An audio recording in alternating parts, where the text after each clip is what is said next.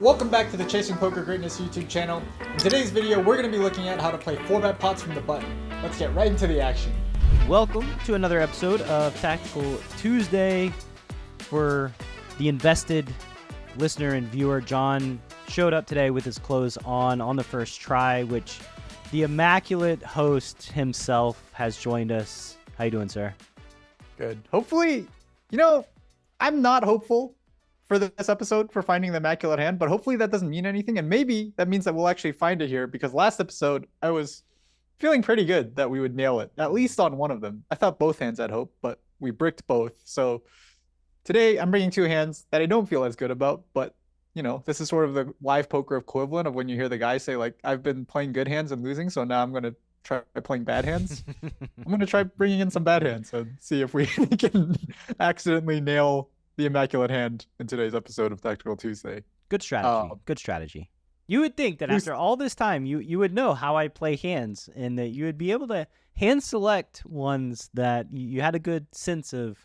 It's harder when I can't play the hand myself. If I could control everything, then we would have, the search would have ended months ago. But here we are with Ace King on the button, playing 10-20 three-handed. Wolf opens to $50, 2.5 big blinds, gets 3-bet by the small blinds. Definitely going to be 4-betting Ace King in this configuration. Not too much to talk about here, I assume. No. 25 big blind, 4-bet, gets called. And here we go. 10-6-3, 2 diamonds. We have Ace of Spades, King of Hearts. No diamond in our hand. SPR, about 1.7. We got 1688 in our stack, 1000 in the middle, covered by the small blind. I'm definitely so many things we could do here on the flop that this is what you can probably see why I'm already not confident in being able to nail your decision here. But let's start here. I would definitely bet quarter pot here. Ace 10 off is one of our lower equity bluffs pre, so 10 high board. I don't think villain has a ton of 10x in their range. We have the overpairs. We have Ace 10, which is actually pretty important, I think, on a 10 high board in this spot. So just, pushing the equity advantage, I'm betting probably range here. Wolf does bet, but does not pick quarter. Oh, well, they really went for it, huh? A little bit more brute force approach from the Wolf this hand. Yeah, just decided to maximally push the equity advantage and rip it in with Ace King high. Well, unlikely I was going to nail this one. You are correct. Make the argument here for just ripping it in. I mean, I think the argument is pretty clear. It's 1.5x. In order for this to turn, so like there's two things going on here for me. Number one, is this a profitable bet? Probably. I can't imagine it not making money. But is it the most profitable path that we could take?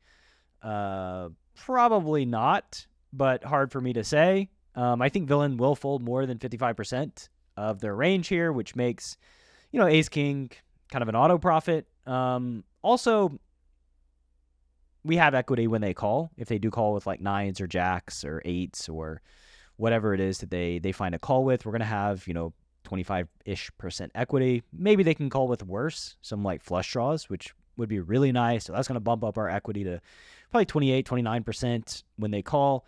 So we got 29% equity when they call, and they're probably going to fold about 60, 65% of the time, which means that this bet will be plus EV. So yeah, that's the argument, that the bet almost certainly has to be plus EV. Yeah, I think that's exactly the argument that I would make for betting this type of hand for this size as well. It's really nice that we don't have a diamond when we decide to do this, because like you said, that gives us an opportunity to get called by some hands that we're actually ahead of on the flop or doing really, really well against, instead of, just the pocket pairs or just the paired region of their range. We could easily see the small blind calling with a hand like Ace Jack of Diamonds or Ace Queen of Diamonds facing this jam. So yeah, we actually get in a dream scenario given the hand that we get called by. The king nine of diamonds. Yeah, we actually have the king dominated. You can see the equity here, John. 47 versus 53. Now I'm going to ask you a very serious question. Which hand would you rather have?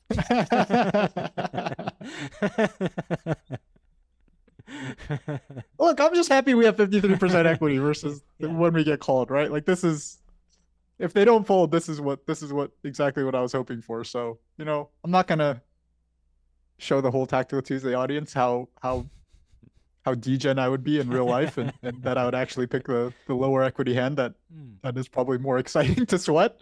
But Ponzu approves. Ponzu approves. He looked at me and he nodded his head. He approves of the flush draw. Well, unfortunately, now you're probably dead. So should see. This is why you want the diamonds. Should have picked the flush draw. Apparently, turns to 5 of diamonds, and our hero gets whacked in hand number 1. No immaculate hand, but all in all, didn't turn out to be the worst scenario I've ever seen.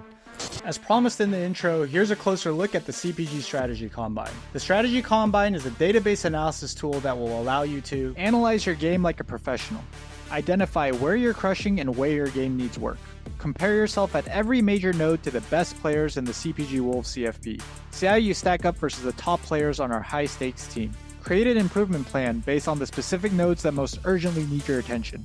Focus your time and energy on the spots that matter the most. Go to chasingpokergreatness.com/CPG Strategy Combine to read testimonials from the beta group as well as register yourself for the next Combine. I hope to see you there.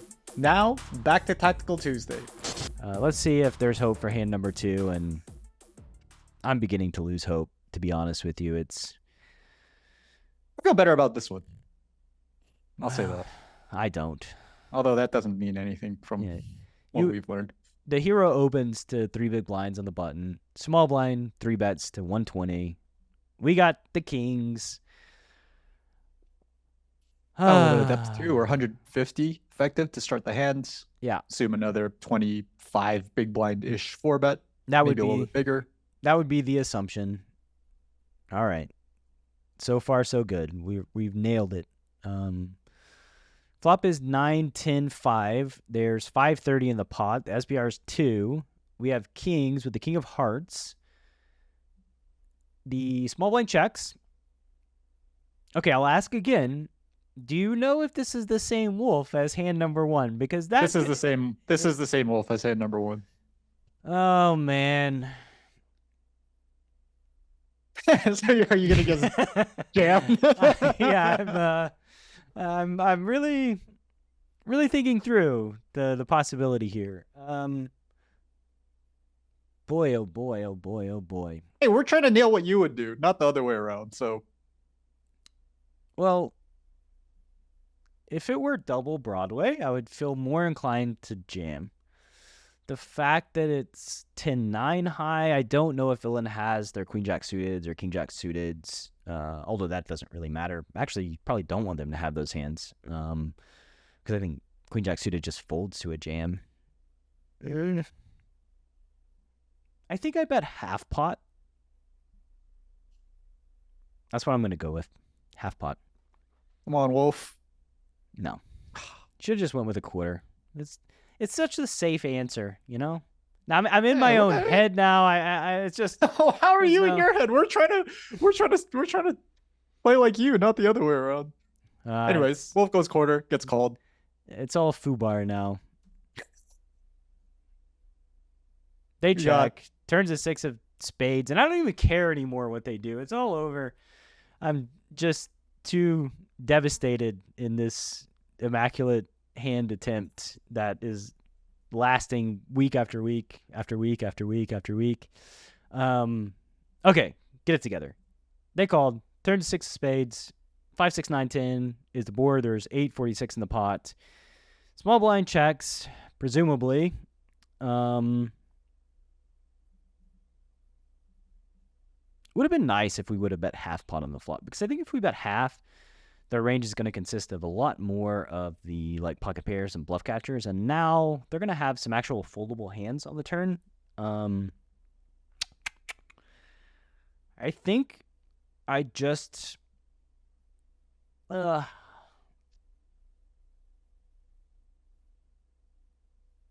probably just jam either way. Just stick it in here. Try to stack 10x, 7s, 8s, jacks. If 8, that doesn't get it in 9, pre-flop. 6, 7, all of their Jack like 10. pair plus draws. Jack 10 maybe.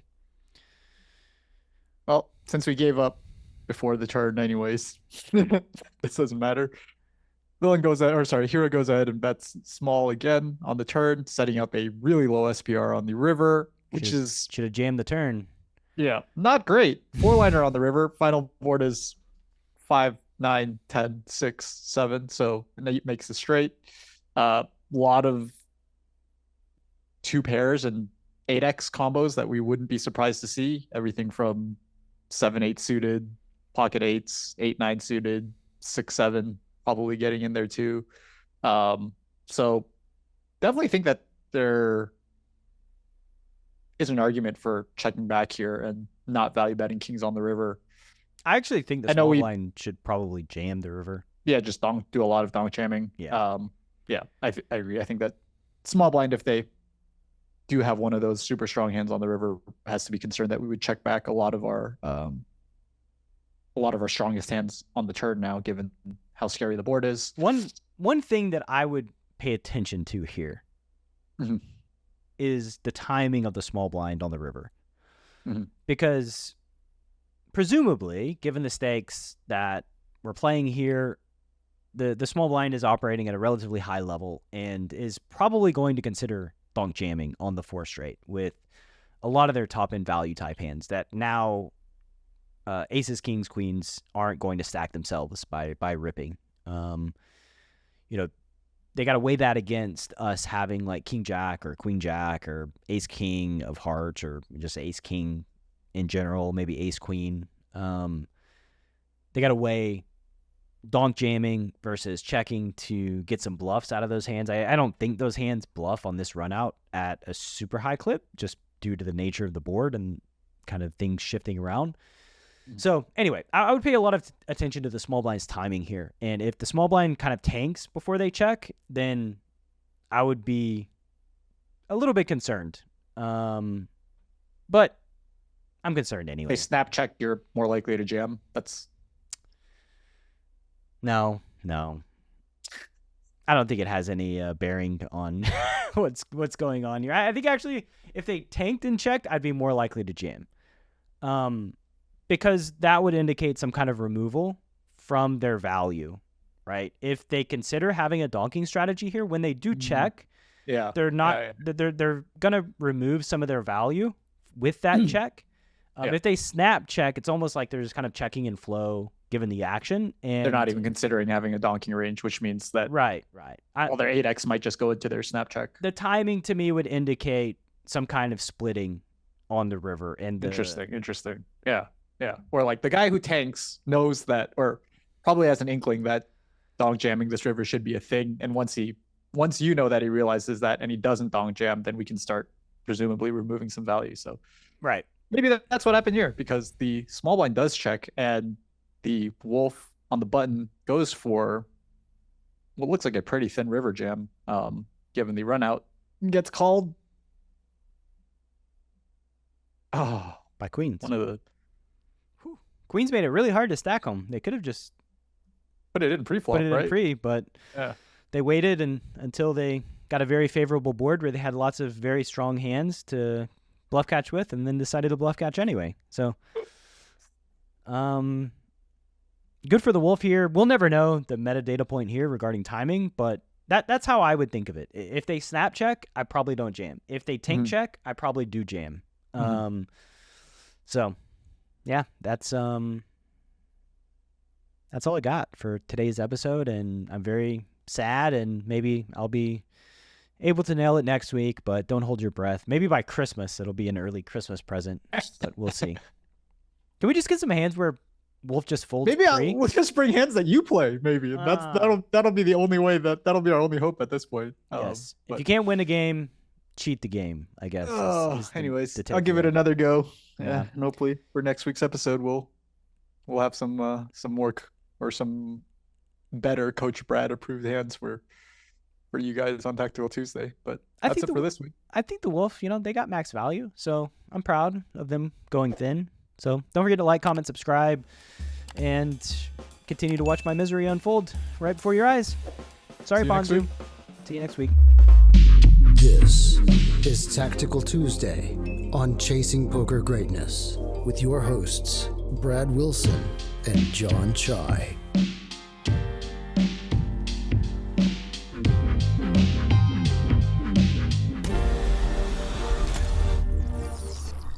Coach Brad approved. Are you a lone wolf searching for the ultimate pack? The CPG Wolf program is a close-knit brotherhood hell-bent on one thing only: chasing poker greatness. Powered by bleeding-edge wolf strats and led by Coach Brad and his lieutenants, CPG Wolves are systematically prepared for almost any spot they'll encounter on the green felt. If you want to plug into an elite team and have a step-by-step game plan to realize your full poker potential, you can apply at cpgwolves.com. Space is limited, and the pack is only as strong as its weakest member. So only the hungriest, grittiest, and most driven will be accepted into the program. Applications are open at cpgwolves.com.